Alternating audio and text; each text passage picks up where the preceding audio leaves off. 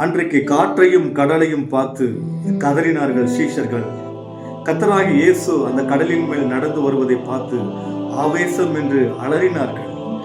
அன்றைக்கு சீஷர்களுக்கு கடல் ஒரு பெரிய பிரச்சனையா இருந்தது.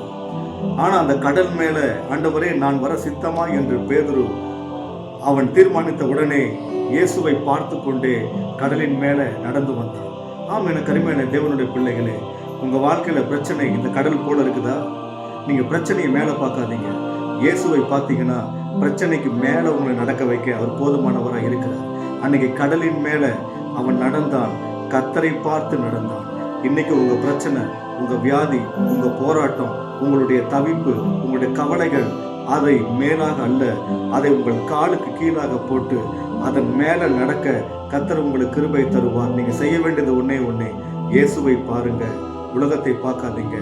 கடல் மேல் அல்ல, கர்த்தர் மேல விசுவாசம் வைங்க. கர்த்தர் உங்களை ஆசீர்வதிப்பார்.